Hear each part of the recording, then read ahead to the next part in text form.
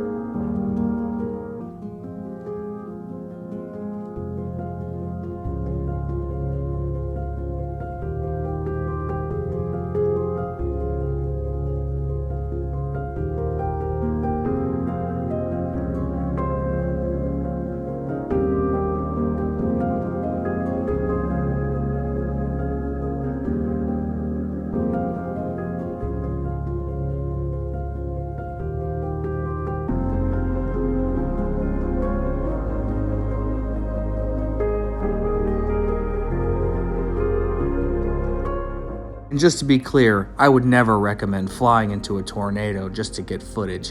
When I was flying, I just happened to be at the right place at the right time.